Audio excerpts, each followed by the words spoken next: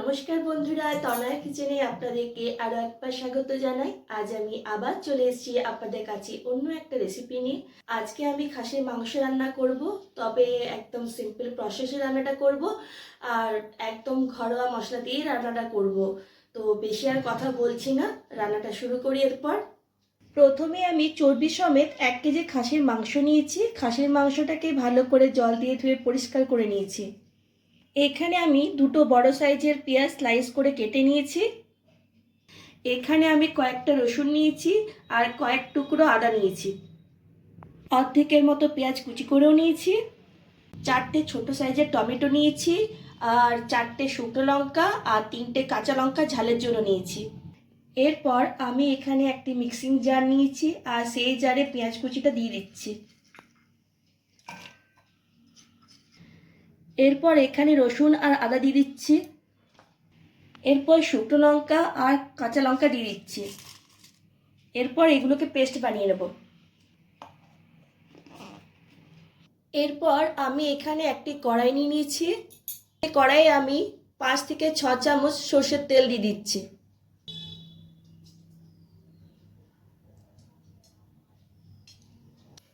সর্ষের তেল গরম হয়ে আসছে। এরপর আমি কয়েকটা গরম মশলা ফোড়ন দিচ্ছি।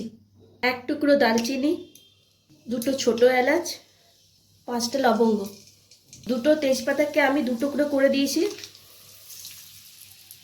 হাফ চামচ গোটা জিরে ফোড়ন দিয়ে দিচ্ছি। এরপর এগুলোকে হালকা করে ভেজে নেব।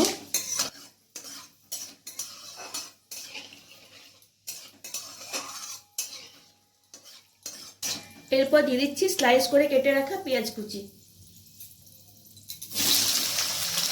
পেঁয়াজটাকে এখানে ভালো করে ভেজে নিতে হবে। পেঁয়াজটাকে আমি এখানে ভালো করে ভেজে নেব।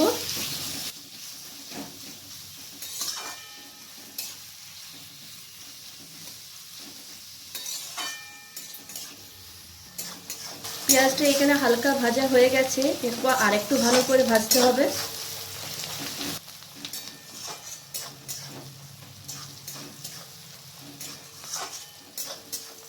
পেঁয়াজটা ভাজা হয়ে গেছে। এরপর আমি মাটনটা দিয়ে দিচ্ছি। এরপর মাটনটাকে পেঁয়াজের সাথে হালকা করে ভেজে নিচ্ছি।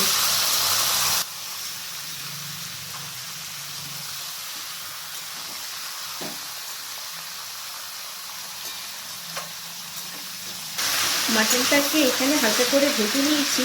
এরপর আমি এখানে কিছু গুঁড়ো মশলা দেবো, যেমন 1 চামচ জিরে গুঁড়ো, হাফ চামচ হলুদ গুঁড়ো,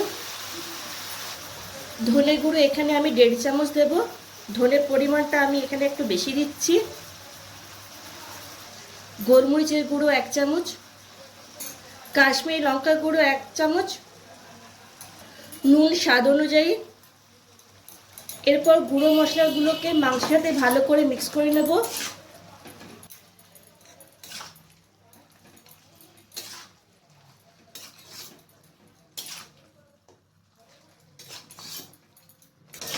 আঁচটাকে আমি মিডিয়াম টু লোয়ে রেখেছি।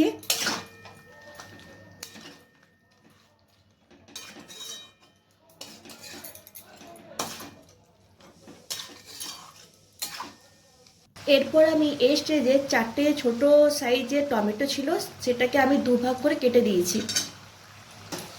এরপর ভালো করে মিক্স করে নিচ্ছি।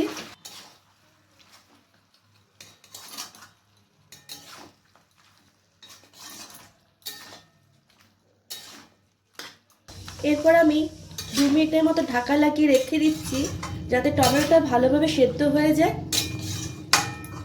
মাংসটাকে যত কম আছে ঢাকা লাগিয়ে করবেন, খুব সুন্দর টেস্ট হয়। আঁচটাকে আমি মিডিয়াম টু লোয়ে রেখেছি। 2 মিনিট পর ফিরে এলাম। টমেটোটা মেল্ট হয়ে গেছে। এরপর মিক্সিতে যে পেস্টটা বানিয়েছিলাম সেটা আমি এখানে দিয়ে দিচ্ছি। এরপর মাংসের সাথে মশলাটাকে ভালো করে কষিয়ে নেব। আপনারা চাইলে ঝালের পরিমাণটা কম বা বেশি করবেন। আমরা যেহেতু একটু ঝালটা বেশি খাই, তাই একটু ঝালের পরিমাণটা বেশি দিয়েছি।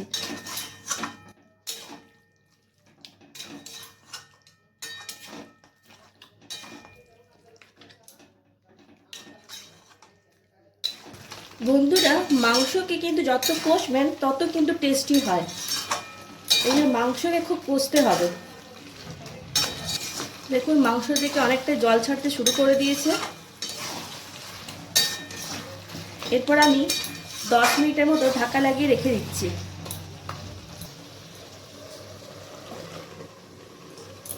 10 মিনিট পর আবার ফিরে এলাম। দেখুন মাংস থেকে খুব সুন্দরভাবে তেল ছাড়তে শুরু হয়েছে। আবার একটু আমি নাড়াচাড়া করে নিচ্ছি যাতে মাংসের তলায় লেগে না যায়।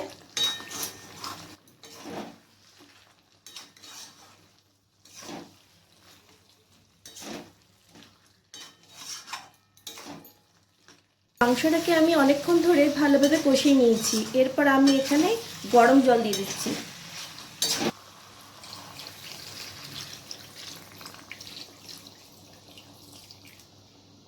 এরপর আবার মিক্স করে নিচ্ছি।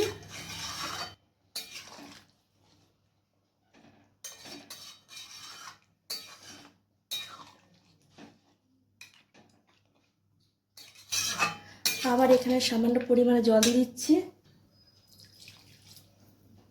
এরপর আমি প্রেসার কুকারে 3টে সিটি দিয়ে মাংসটাকে সেদ্ধ করে নেব। মাংসটাকে আমি প্রেসার কুকারে দিয়ে দিয়েছি। এরপর 3টে সিটি পড়লে আমি গ্যাসটাকে বন্ধ করে দেব। প্রেসার কুকারে 3টে সিটি পড়ে গেছে। এরপরে আমি প্রেসার কুকারের ঢাকাটা খুলে দিচ্ছি। মাংস দেখুন খুব সুন্দরভাবে সেদ্ধ হয়ে গেছে এবং কালারটাও দেখো খুব সুন্দর এসছে।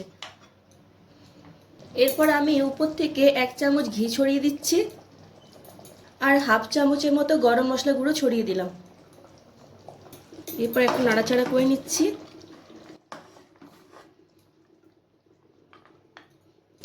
এরপর গ্যাসটা বন্ধ করে দিচ্ছি।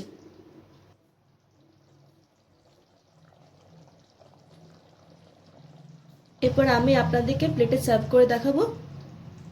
কি বন্ধুরা, যারা মাটন খেতে ভালোবাসেন তাদেরকে বলছি, আমার রেসিপিটা যদি আপনাদের ভালো লেগে থাকে তাহলে লাইক আর শেয়ার করবেন আর অতি অবশ্যই আমার চ্যানেলটিকে সাবস্ক্রাইব করবেন।